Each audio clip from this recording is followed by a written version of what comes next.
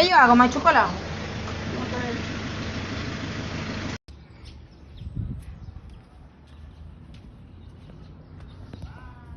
Ça c'est un haïtien au souhait prendre et puis accepter le changer là sur lui parce que le te gagne un travail. Mon plado oriental. Fait prudent, qu'on y a mettre pour oublier ça oriental.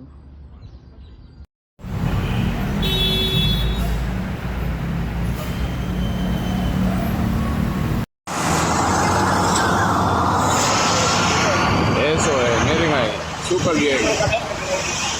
¡Hey!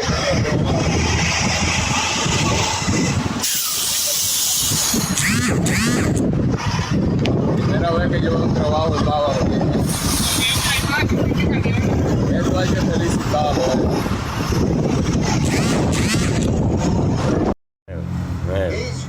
Huevo que está vindo muito, gadi. Eu que tá vindo avec mon grand matin, ouais. Aí, eu que tá vindo lá, grand matin lá, vem.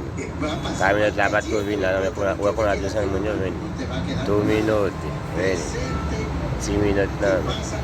Nem que responsável é caminhão, o que antes lá ele calou, não deu ele calou, mais l'autre assim, ouais. Isso tá acheté café, vem, ouais.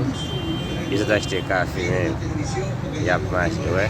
300 là, et au même. Ok? Mais là, pas de blague, pas de